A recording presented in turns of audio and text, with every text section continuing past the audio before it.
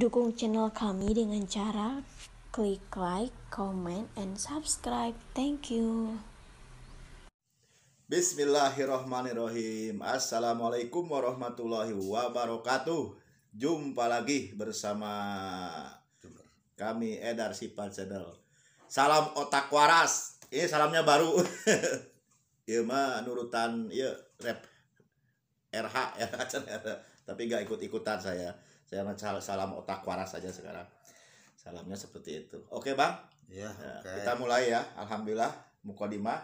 Salaman dulu, Kang. Assalamualaikum warahmatullahi wabarakatuh. Nami saha, Kang? Disamarkeun ya naminanya. Begini sahabat, kita alhamdulillah pada pagi ini ya sekitar jam 10-an.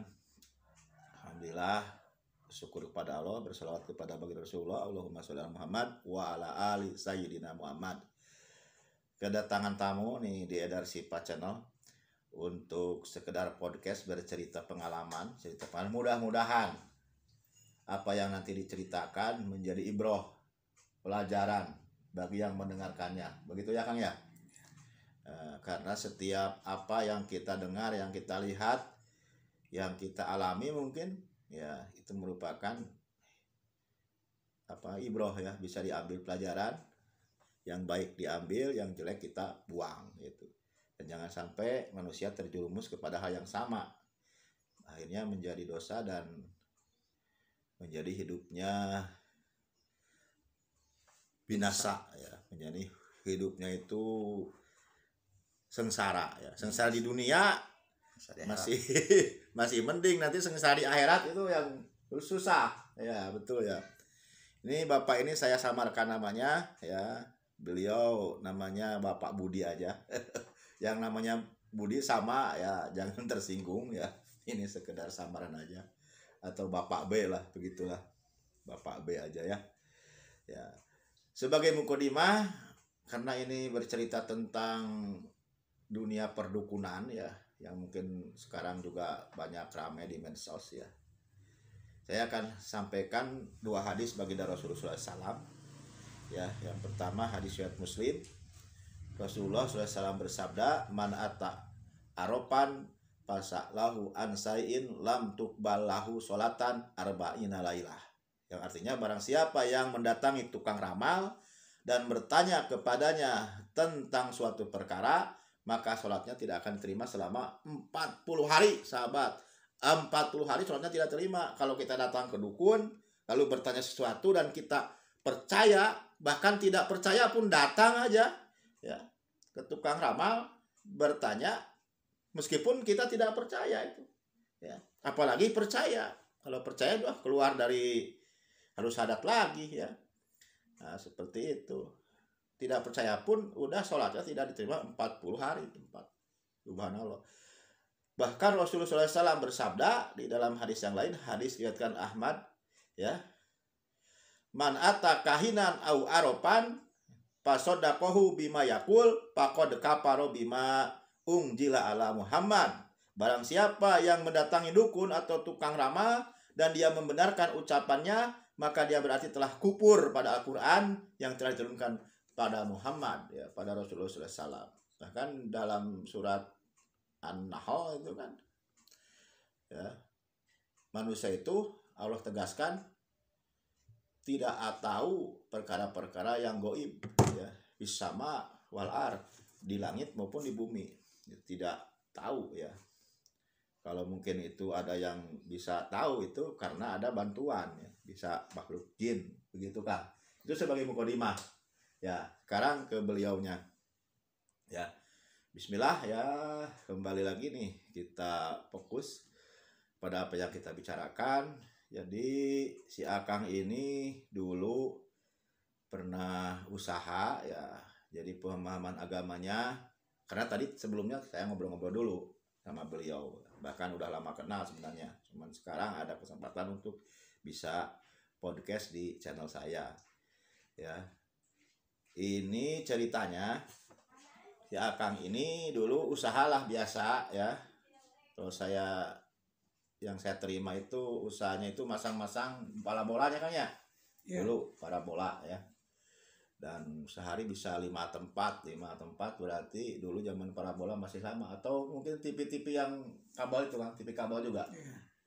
TV kabel juga ya, yang ada siaran-siaran live itu ya di TV kayak Insan TV, ada apa ya yang tahu kan, TV Rasil. Ya, kan semua channel TV lah, antara 2500 channel TV. Channel TV ya semua ya. Jadi satu titik itu bisa berapa itu dibeli dibayar sama orang yang kita punya bati lah gitu, sampai selesai, sampai bisa Ya, dilihat. kalau dari awal sampai akhir itu dari satu kali pemasangan, dari mulai untung dan upah itu kebagian sekitar Rp200.000 atau Rp250.000. Oh, satu tempat itu ya. Padahal satu hari bisa 5 Iya. ya, selesai. Sampai jam berapa kalau 5 apa itu, Pak? Ya, kalau misalkan satunya 2 jam, berarti kalau 5 udah 10 jam. Kalau jaraknya agak jauh mungkin Kalau jauh, sampai ya, malam sampai juga malam pernah ya. juga, ya.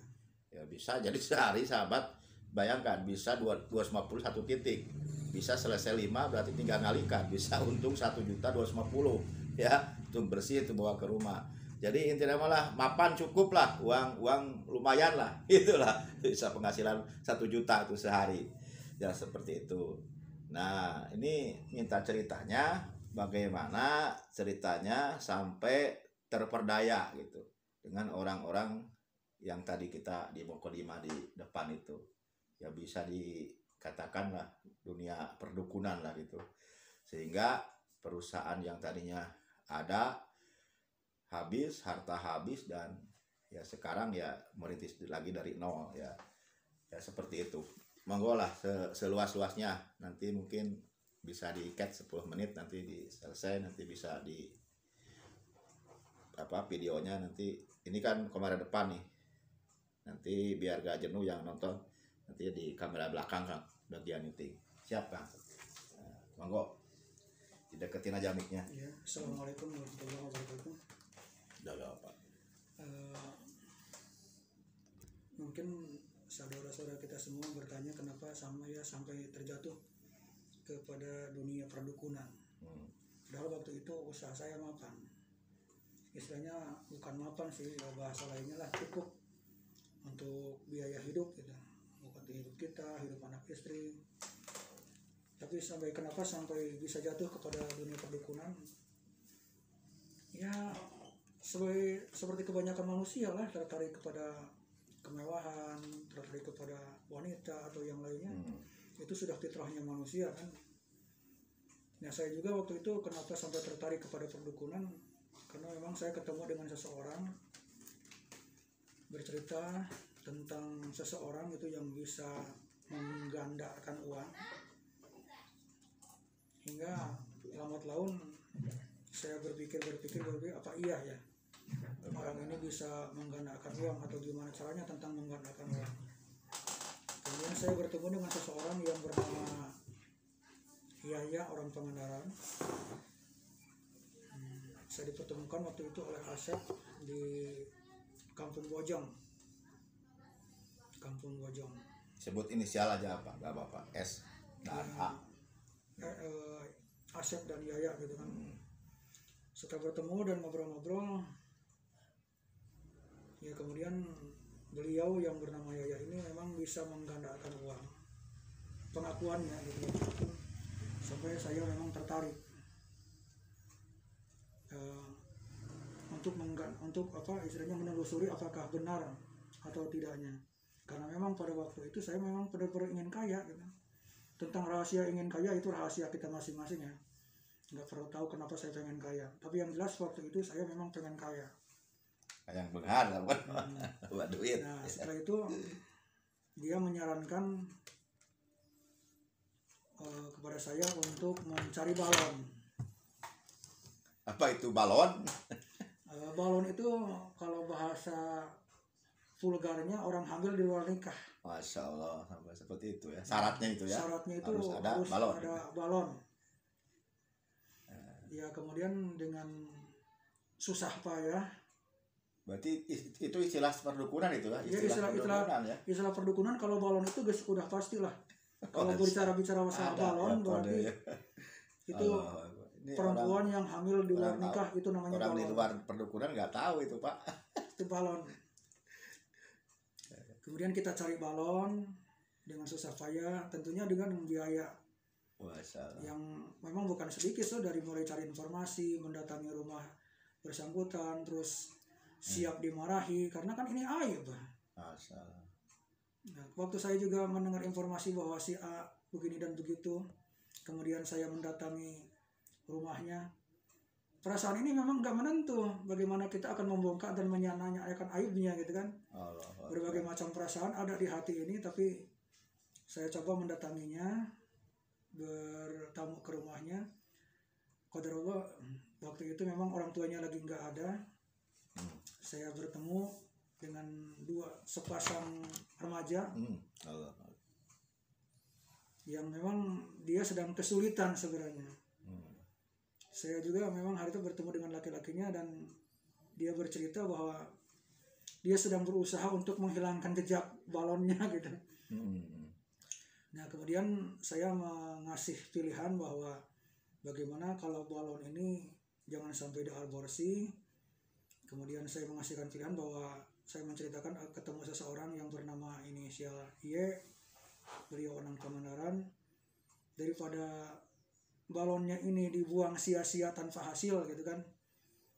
Bagaimana kalau kita dipakai syarat supaya balon ini selain hilang juga menghasilkan uang. Masalah. Ya, uang ya tujuannya ya. Setelah bercerita banyak, berargumentasi kepada pasangan ini, kemudian mereka berdua setuju. Bagaimana nggak setuju? Aibnya akan hilang. Di akhir cerita di embel-embel dia akan dapat uang 1 miliar. Masalah. Ya dia tertarik, alhamdulillah tertarik. Sampai kami merencanakan keberangkatan, terus membicarakan persyaratan apa yang harus disediain waktu itu. Kemudian orang yang berinisial Y ini menceritakan syarat-syarat yang begitu banyak syaratnya. Kemudian saya istilahnya dengan uang pribadi saya menyediakan sejumlah uang untuk membeli syarat-syarat tersebut, hingga semua syarat-syarat tersebut udah dibeli, udah dipersiapkan.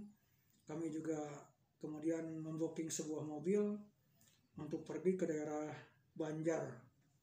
Itu bertotal berapa biaya itu Pak?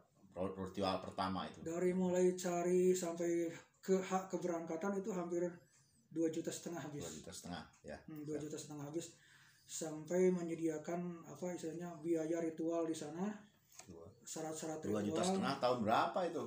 Kalau nggak salah itu tahun 2009, 15 ya? 2009 2010. Itu terjadi 2009 2010. Dengan uang 2,5 juta saya berangkat pakai mobil, termasuk membawa pasangan balonnya, termasuk orang yang berinisial Y yang akan memproses penarikan uang goib dengan syarat harus ada balon. Ya, setelah sampai di tempat keramat ya, yang istilahnya tempat yang dikeramatkan oleh si inisial Y ini, bahwa di sana akan mampu menarik uang goib dengan cara balon. Iya. Nah, kemudian setelah sampai di tempat, ritual seperti biasa dilakukan oleh orang yang berinisial Y ini, membaca mantra-mantra sampai memanggil Eyang Bagaspati. Ya, nggak tahu lah pokoknya, atau jin apa gitu. Yang penting yang dipanggilnya itu Eyang Bagaspati. Iya. Ritual dilakukan.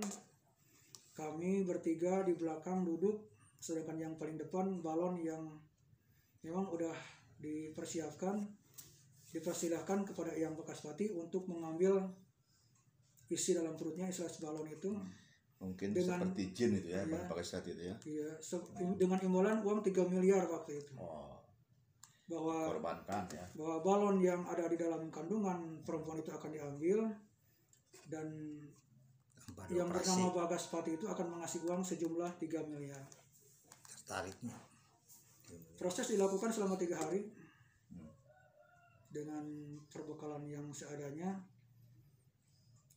sampai kami juga kehabisan bekal. Karena tadinya tidak diceritakan sampai 3 hari, paling 1 hari 1 malam udah gul gitu. Ternyata sampai 3 hari belum gul. dan kami pun kehabisan bekal. Orang yang sewakan mobil juga udah telepon Allah Akbar. Ya, ya. karena memang harus dikembalikan mobilnya, janji kita 1 hari 1 malam, ini sampai 3 hari. Akhirnya kami pulang dengan nihil ya, nggak menghasilkan apa-apa. Kami pulang dengan istilahnya tidak membuahkan hasil. Ternyata penggandaan uang lewat balon itu hanya sebatas hoax aja, karena pada kenyataannya tidak ada. Tidak bisa. Tidak ada, dan tidak bisa. Istilahnya tidak bisa, karena kami sudah menyediakan seluruh persyaratan yang diminta oleh Eyang Bagaspati, yang dikatakan oleh inisial Y ini, dan semua perintahnya udah dilakukan. Ternyata jangankan untuk memberikan uang yang sejumlah itu, untuk mengambil anak yang ada di dalam balon pun tidak mampu. Ya, ya. Masih ada. Jadi, Ya, masih ada waktu kami pulang itu hilang, ya. masih ada. Kemudian kami pulang dengan nihil.